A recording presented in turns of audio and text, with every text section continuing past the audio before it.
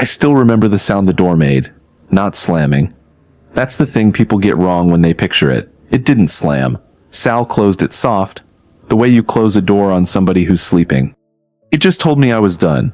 I'd wanted this since I was 14 years old, and I finally had it, and he took it back across a desk on a Tuesday afternoon like he was handing back a pen he'd borrowed.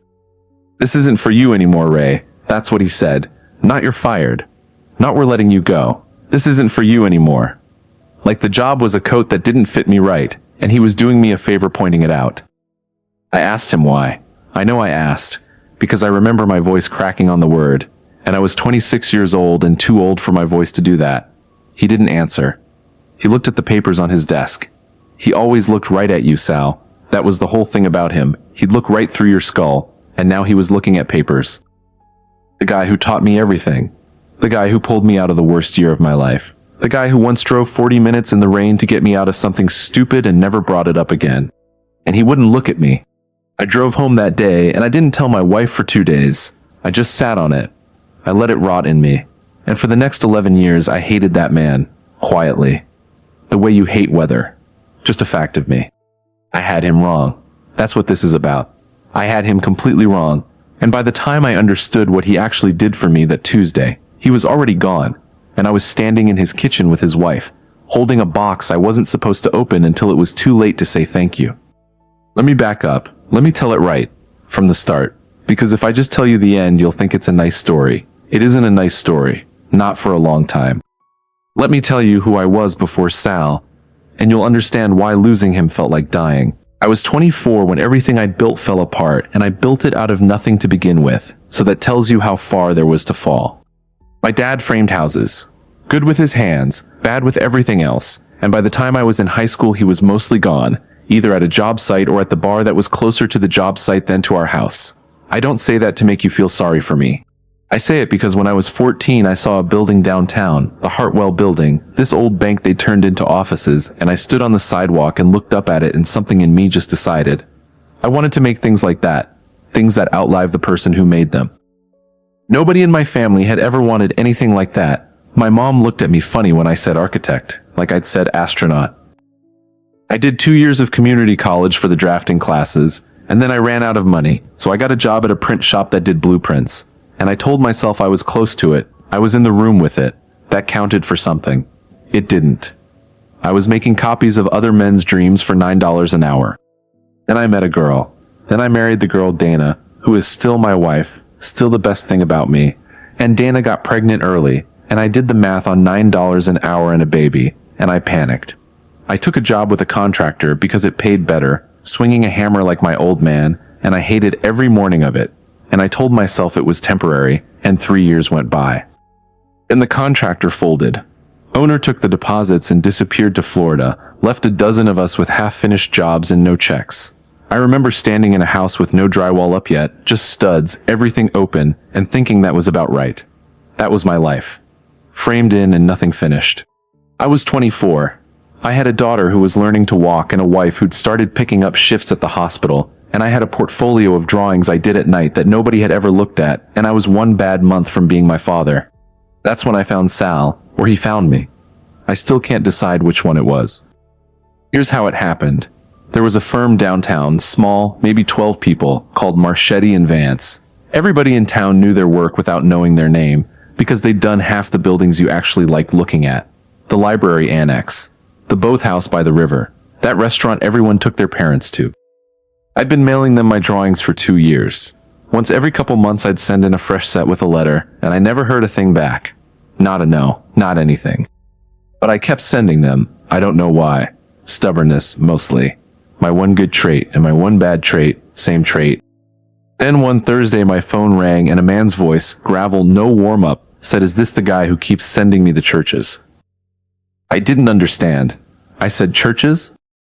He said, "You draw everything like it's a church. All your ceilings go up. Nobody builds like that anymore because it costs money and clients are cheap. Come in Monday, 8 o'clock. Don't be late, I hate late." And he hung up. Didn't say his name. Didn't say the address, like I wouldn't know where Marchetti and Vance was, like it wasn't the one place on earth I'd memorized. I didn't sleep that whole weekend. Dana ironed my one good shirt twice because I kept trying it on and sweating through it. That Monday I met Salvatore Marchetti, and he was smaller than his voice, and older, and he had reading glasses pushed up on his forehead that he never once put on the whole time I knew him, and he looked at me a long time before he said anything. Then he said, "Your drawings are better than your life. What happened to your life?" Nobody had ever asked me that. Not like that. Like the two things were supposed to match and mine didn't, and he wanted to know why. I told him the truth, which I hadn't planned to. The contractor, the deposits, the studs with nothing finished. My kid. All of it. Standing in his front room, this stranger, and I don't know what it was about him, but it just came out. He listened. He didn't nod along the way people do when they're waiting for you to stop. He just listened. And when I was done, he said one thing. He said, "Okay, we'll start you Wednesday." That was it. No test. No portfolio review, even though I'd brought it. This fat leather folder I'd spent our grocery money on. He never opened it. Not that day. Not ever. That I saw. I found out later he'd kept every set of drawings I mailed him. 2 years of them. In a drawer in his office. I didn't know that yet. That comes later, and when it comes it's going to break my heart in a way I still can't talk about straight. But that Wednesday I put on the iron shirt again, and I walked into the dream. 24 years old. I thought the hard part was over. I thought getting in was the hard part.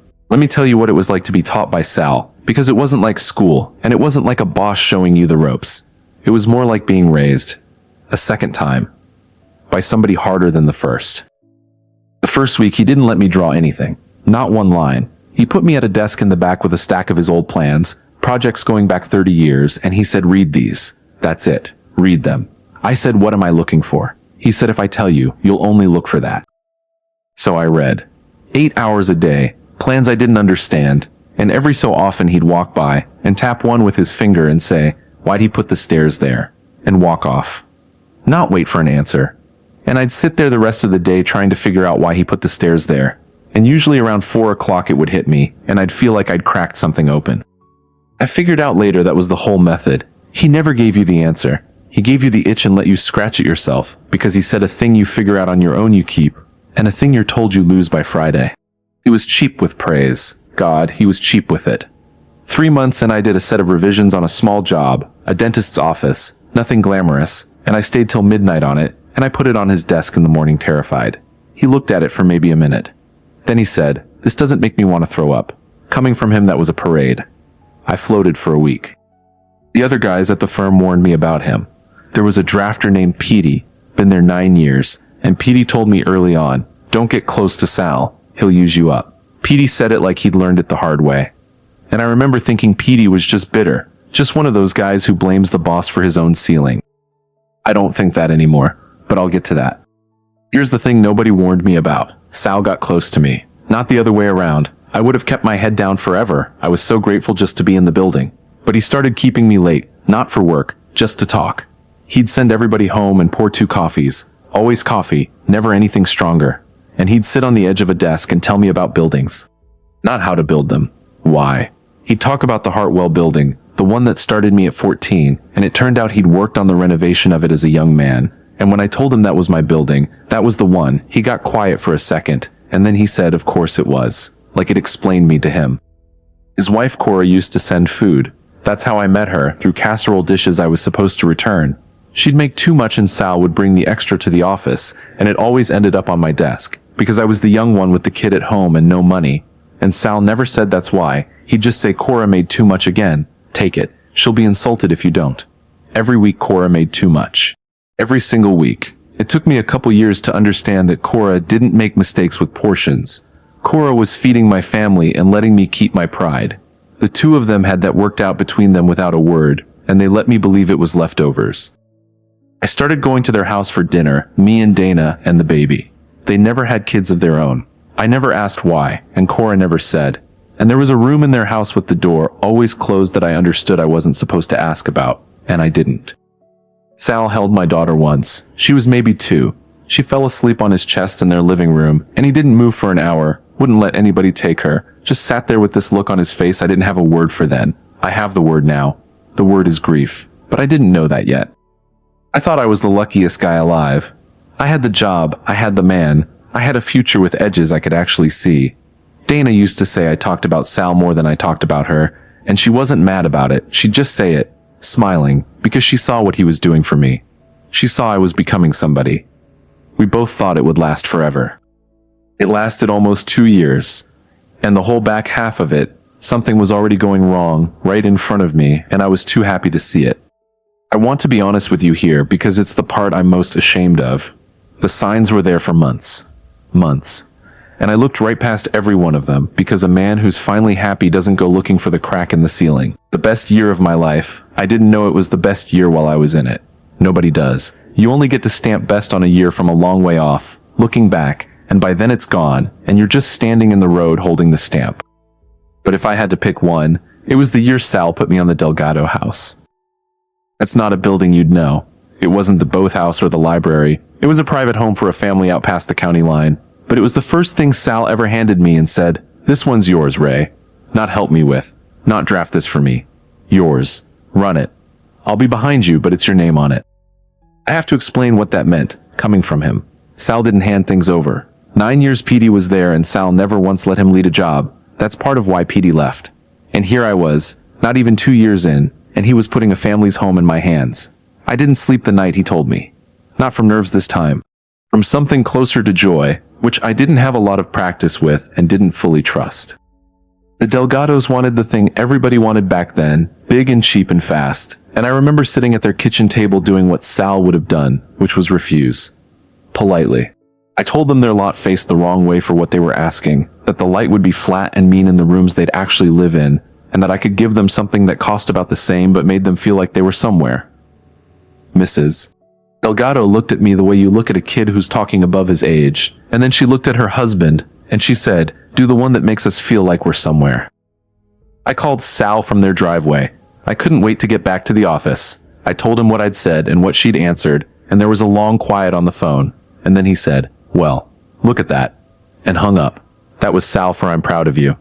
I stood in that driveway grinning like an idiot with a dead phone in my hand.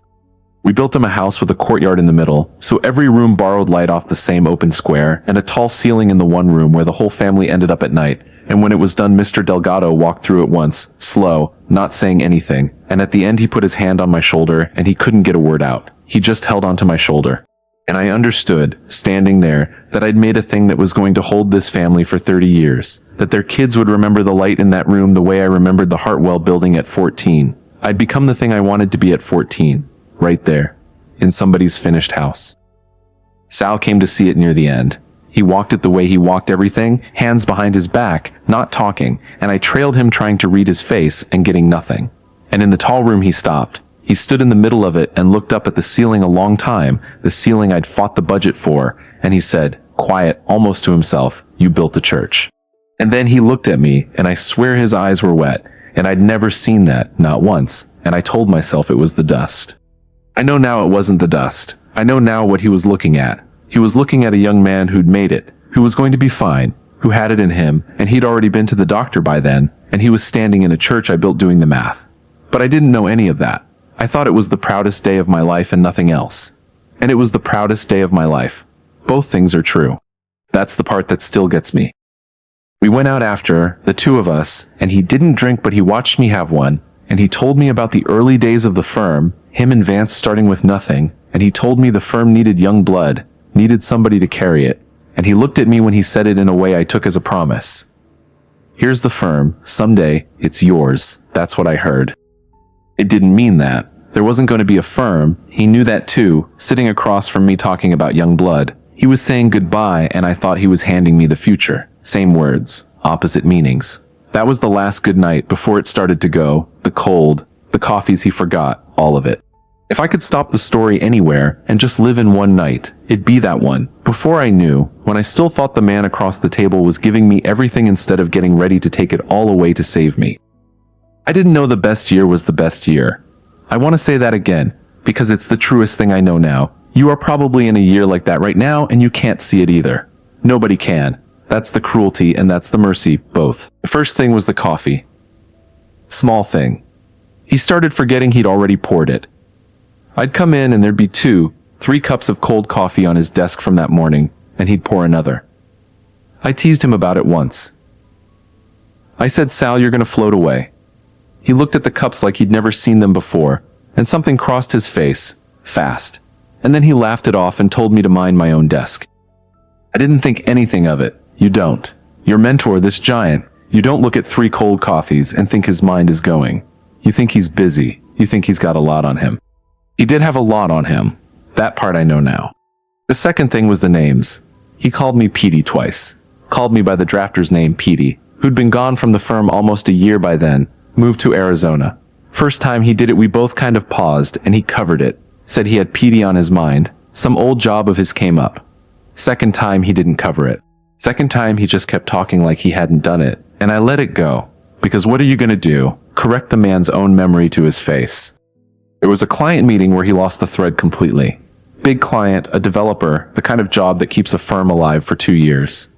And Sal was mid-sentence about the site, and he just stopped. Stopped cold.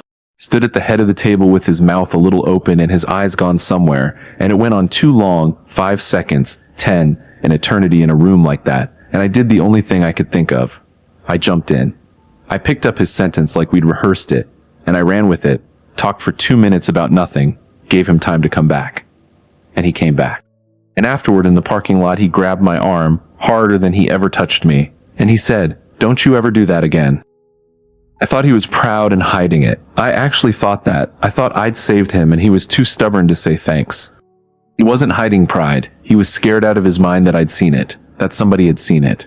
And he was already deciding something about me, right there in that parking lot with his hand clamped on my arm, and I didn't have the first idea.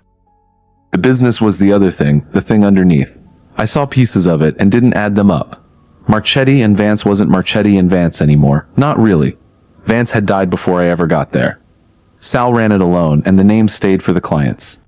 And the clients were getting older, retiring, dying, the way clients do, and the new money in town wanted glass boxes fast and cheap, and Sal wouldn't build a glass box if you held a gun on him.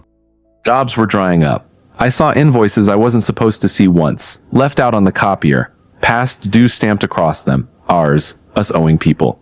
I put them in a folder and set them on his desk face down, and never said a word, because I was 26, and it wasn't my place.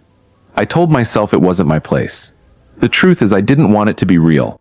If the firm was in trouble, then my whole future had a hole in the bottom of it, and I wasn't ready to look at that, so I didn't.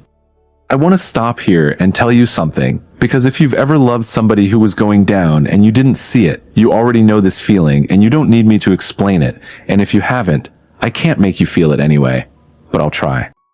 The signs are never signs at the time. They're just Tuesday. They're just a man forgetting his coffee. It's only later, when you know how the story ends, that you go back and line them all up, and they spell the thing out so clearly you can't believe you missed it. I've spent years lining them up. The coffee, the names, the 5 seconds at the table, the invoices. It's a sentence when you line it up. It says, this man is losing his mind and his life's work at the same time, and he knows it, and he's alone in it. And there was a kid at the desk in the back who loved him like a father and would have done anything, and Sal looked at that kid and made a decision. He decided the kid had to go, before the crash, before the whole thing came down and buried both of them. I didn't understand that yet. What I understood, that spring, was that Sal was getting colder, shorter with me, pulling back. And it was starting to scare me in a way the coffee never did. You have to understand how strange it was, the cold. Because Sal was never warm the normal way, never a hugger, never a guy who said good job, so it's not like the warmth left. It's that the attention left. And with Sal the attention was the love. Him tapping your drawing and asking why the stairs go there. That was him saying, I see you, I'm thinking about you. When that stopped, it was like a furnace going out in a house. You don't notice the fire. You notice the cold that comes after. He stopped keeping me late. The 2 coffees at the end of the day, gone. He'd send me home with the rest of them now, and stay behind alone, and I'd look back through the glass and see him at his desk not working, just sitting, and I wanted to go back in and I didn't, because he'd made it clear the door was closed now. He started criticizing me in front of the others. That was new. He'd never done that. Sal corrected you private and praised you never. That was the deal. Everybody knew it. But now he'd tear a set of my drawings apart at the big table with everyone watching, and not the good kind of hard, the useful kind, but mean, personal. He told me once, in front of 4 people, that I drew like a man trying to impress his dead father. And the room went silent, because it was cruel, and because it was a little bit true, and he knew it was true. That's how he knew to say it. He knew where I was soft, because I'd told him myself. Late one night over the coffee. Back when the coffee still meant something. He used it against me. The stuff I'd trusted him with, he turned it into a knife. And I couldn't understand it. I'd lie awake next to Dana running through everything I'd done, every drawing, every meeting, looking for the mistake, the thing that turned him, because it had to be something I did. That's how your head works when someone you love goes cold. You don't think they're broken. You think you broke it. Dana saw it happening to me before I'd admit it. She said, "That man is not himself. Ray, something is wrong with him. This isn't about you." And I got angry at her for saying it. I actually defended him. I said, "You don't know him. He's got the whole firm on his back." And she looked at me for a long time, and she said, "I know." She wasn't agreeing with me. She was agreeing to stop fighting me on it. There's a difference, and I heard it, and I chose not to.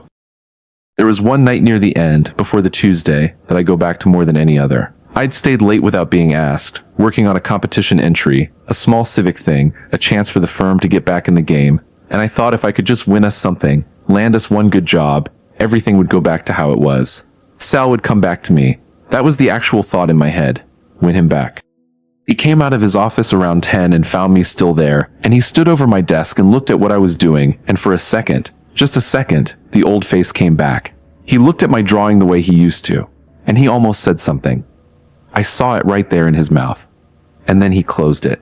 He closed his own mouth on it, and something in him decided against me all over again, right in front of me, and he said, "Go home, Ray. It's late." And he turned off the light over my desk himself, with me still sitting there, which he'd never done, and he walked back to his office and shut the door. I sat in the dark a minute. Then I packed up the competition entry, and I took it home, and I never finished it. I don't know why I'm telling you that except that it's the last time I remember him looking at me like I was his. Under that lamp, 10 o'clock, the almost. Then he shut it off with his own hand. 2 weeks later, he called me into his office on a Tuesday afternoon and closed the door soft, the way you close a door on somebody sleeping, and he told me this wasn't for me anymore. And now you know why my voice cracked. It wasn't the job. I could get another job. It was that I'd spent 2 months trying to figure out what I did wrong, and when he finally sat me down I thought, this is it. He's going to tell me, and I was almost relieved, and instead he took the whole thing away and gave me no reason at all. He left me alone with the question. That was the cruelest part, I thought. For 11 years, I thought the cruelty was that he wouldn't tell me why. I had it exactly backwards. The mercy was that he wouldn't tell me why. But I had years to go before I'd understand that. I don't remember driving home that Tuesday. I remember getting in the car, and I remember being in the driveway, and nothing in between. Dana says I came in and sat down at the kitchen table with my coat still on and didn't say anything, and she knew. She said she knew before I opened my mouth. She just didn't know what. I didn't tell her for 2 days. I'm not proud of that. She'd ask what happened, and I'd say nothing. We'll talk about it. And I'd go sit in the garage. I think I couldn't say it out loud because saying it made it real. And as long as I didn't say it, there was a version where I'd wake up, and it was a mistake. He'd call, he'd say come back in. I was wrong. He didn't call. When I finally told Dana, she didn't say I told you so, even though she had, even though she told me something was wrong with him for months. She just held on to me. And then she got angry, angrier than me, because that's how she loves. She'll be calm about her own troubles and go to war over yours. She wanted me to go back there and make him say it to my face, give me a real reason. And I wouldn't. I was too proud and too hurt and too afraid that the reason was me. Here's what the rage did. It made me leave. Within a year we moved 2 states over, because I couldn't be in that town. I couldn't drive past the Both House or the library annex, couldn't run into anybody who'd ask how's things at Marchetti and Vance. I took a job at a big firm in a bigger city, a real firm, glass boxes and all, and I was good at it, and I climbed, and I built a whole career out of spite if I'm honest. Out of proving him wrong. Every good thing I drew for 10 years, some part of me was aiming it back at that man like here, look, see what you threw away. And the worst part of the rage is what it did to the good memories. It poisoned them. I couldn't remember Cora's casseroles without thinking it was fake. It was pity. They felt sorry for me. I couldn't remember him holding my daughter without thinking he was performing. I took the 2 best years of my life, and I rewrote every one of them in a meaner hand, because that was easier than missing him. It is so much easier to be angry at somebody than to miss them. Anger you can carry all day. Missing them puts you on the floor.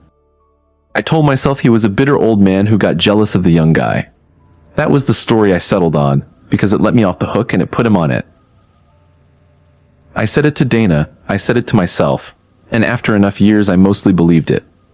He used me up and threw me out, like Petey warned me. Petey was right. That was my story.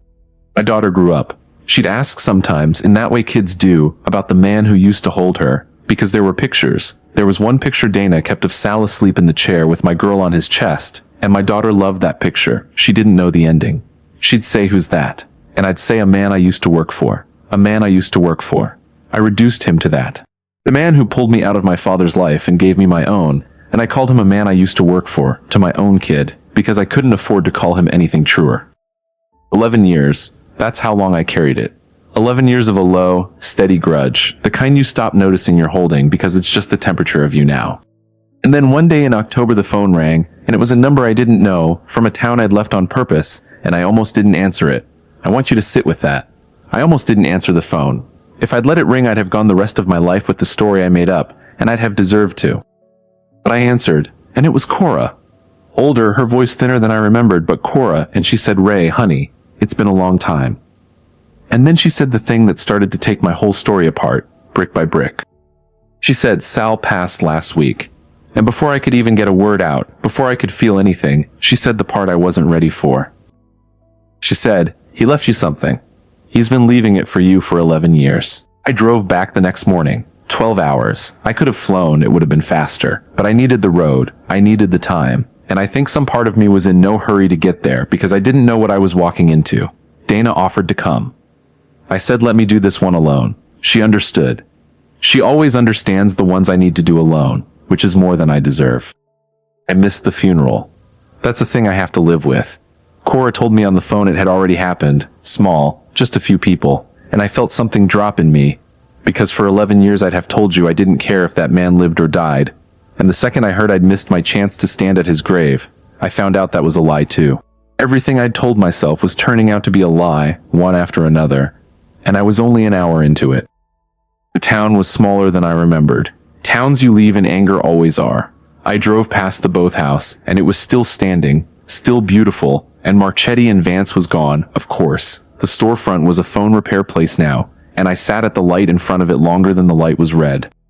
Cora's house looked exactly the same. That got me before I even parked. Same porch, same door, and I sat in the car, and I was 24 again, sweating through a shirt, terrified of a man who was already in the ground. She opened the door before I knocked. She must have been watching. And she was so much smaller and so much older, and she looked at me and her face just came apart, and she said, "There he is," and pulled me down into a hug. This tiny woman, and I stood in that doorway, and something in my chest that had been clenched for 11 years didn't let go. Not yet, but it shifted. It moved. She fed me. Of course she fed me. First thing, sat me down, put food in front of me. Too much food, way too much for one person. And I looked at the plate, and I remembered every casserole, and I had to put my fork down for a second. We talked around it for a while. Her sister, my daughter, the years. She asked about Dana. She asked about my work. And when I told her what I built, the firm I was a partner at now, the buildings, she nodded slow, and she said, "He knew." I said, "Knew what?" She said, "He followed you. The whole time. He knew everything you did." I didn't understand. I said, "Followed me how?" And Cora got up from the table, and she was gone a while, back to that room, the closed room, the one I was never allowed to ask about, and when she came back she was carrying a box. A file box, cardboard, the corners soft with handling, and she set it down in front of me next to the plate of food, and she put her hand flat on top of it, and she said, "Before you open this, I need to tell you some things, because he's not here to tell you himself, and he made me promise you'd hear it from a person, and not just find it in there cold." And she sat down, and she told me the truth about the Tuesday he fired me. And I'm going to tell it to you the way she told it to me, but I need you to understand, everything I believed for 11 years, everything, was about to turn inside out at that kitchen table, and I had a plate of food in front of me I couldn't touch, and a box I couldn't open, and this small old woman was holding both my hands now across the table, and she said, "First of all, he was sick, Ray. He was sick a long time before you ever knew." She said the word. It's a word I'd been circling this whole story without saying, and she said it plain. And I'm going to save it for the next part. Because that's how she gave it to me, one piece at a time, and it's the only way I know how to hand it to you without it just being information. It wasn't information sitting at that table. It was the ground opening up. Let me tell you what was in the box.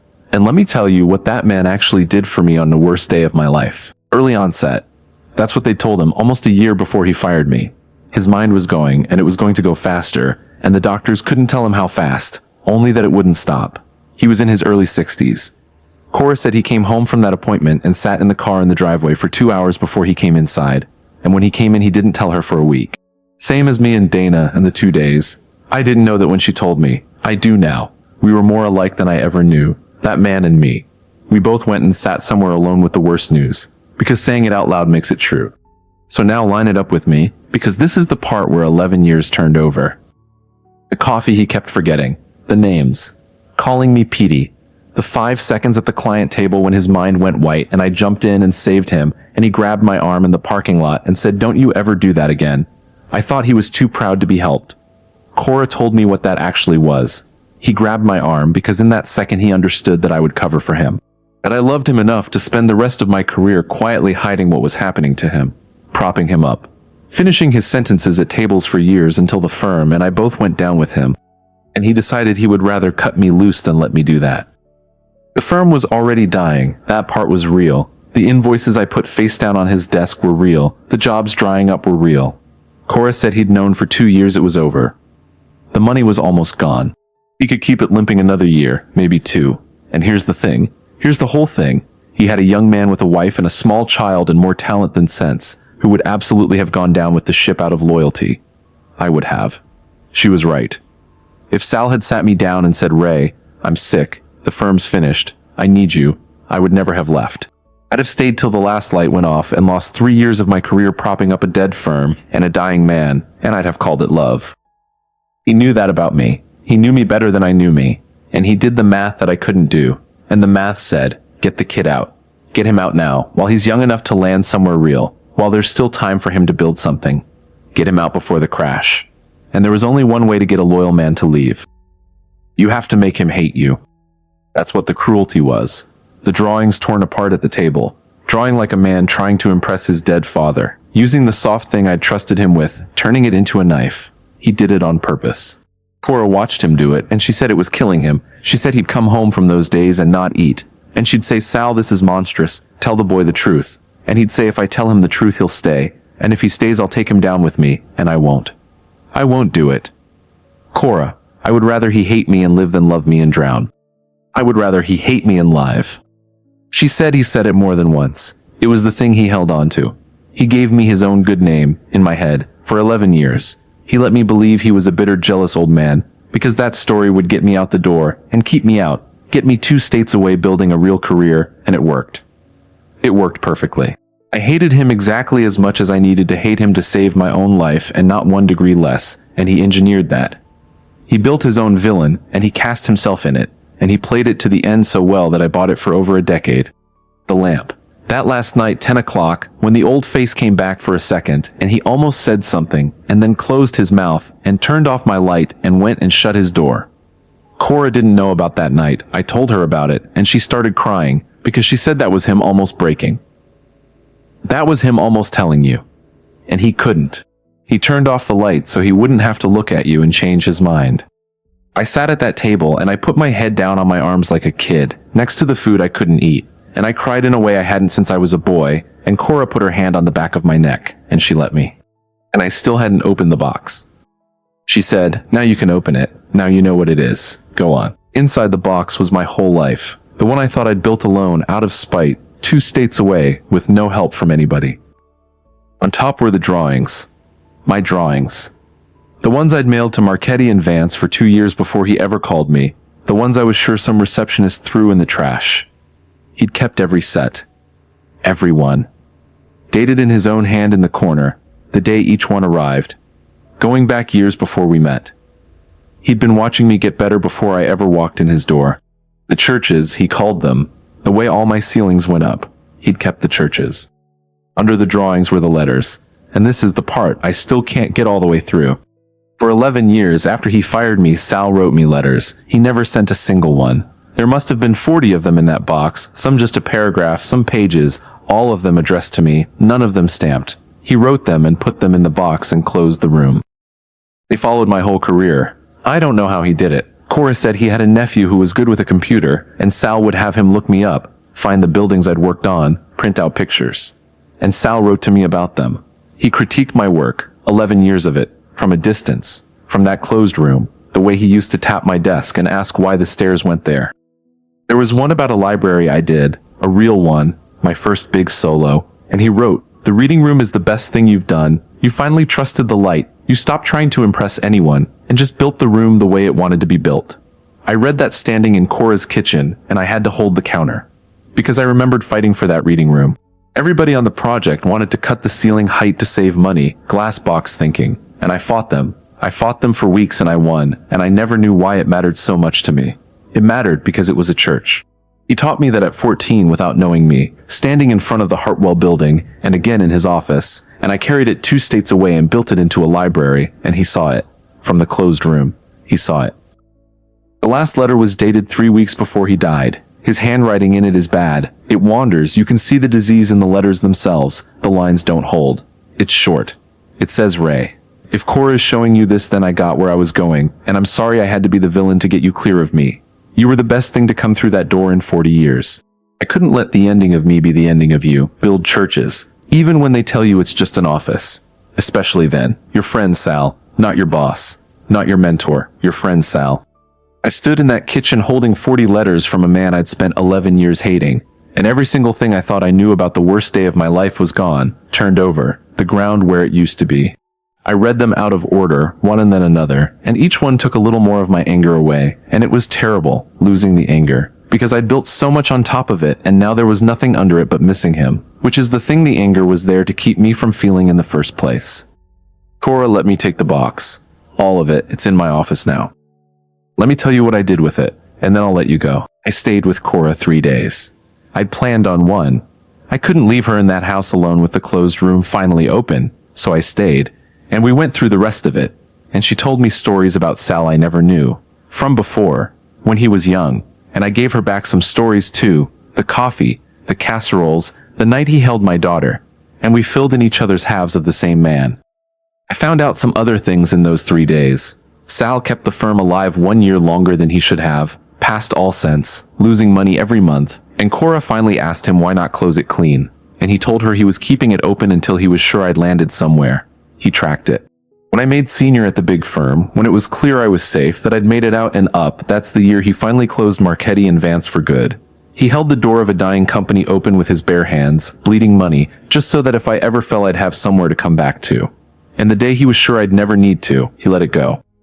I never fell, so I never knew the door was open. That's the whole shape of what he did. He loved me in a way I would only find out about if I didn't need it, and I built my life so well, partly out of spite at him, that I never needed it, which means I was never supposed to find out at all. If Cora hadn't picked up that phone, I wouldn't be telling you this. The love was built to stay invisible. That's the kind it was. If you stayed with me all the way to here, I'm grateful, more than I can say, and I'd ask you to subscribe and stick around, because I've got more of these, the true ones about the people who carried us without ever letting us see the weight, and I think you're the kind of person who wants to hear them. It would mean a lot to have you here. I did one thing when I got home that I want to tell you about. There's a picture Dana kept all these years, Sal asleep in the chair with my daughter on his chest, 2 years old, the two of them out cold. My daughter's grown now. I had that picture framed, a real frame, and I hung it in the reading room of my office, the one he said was the best thing I'd done, the one where I finally trusted the light. And under it I put a small brass plate, the kind you'd put on a building. It doesn't say his name, it says 3 words, "Build churches anyway." Everybody who comes in asks about it. I tell them it was my friend, not a man I used to work for. My friend. The one who fired me from my dream job to save my life, and let me hate him for 11 years so it would work. And never once. Not on the worst day. Not in 40 letters. Not at the very end when his own handwriting was falling apart on the page, asked me for a thing in return. Not even to be forgiven. He didn't ask to be forgiven. He just asked me to keep building the ceilings high. I still don't know if I could do what he did. That's the truth I'm left with. I don't know if I love anybody enough to make them hate me to save them. I'd like to think I do. I'm not sure. He did. He actually did it. And he did it alone, and he carried it to the end by himself in a closed room with the light off so he wouldn't change his mind. So that's my story. That's the man I call the man I used to work for. Let me ask you something, because I think about it all the time now and I can't answer it clean. If you had to choose being hated by someone you love so they'd be safe, or being loved by them while you took them down with you, which one could you actually do? Be honest. Tell me in the comments what you would have chosen. And if there's somebody who shaped you and you never got to thank, put their name down there too. I'll read them. I read all of them.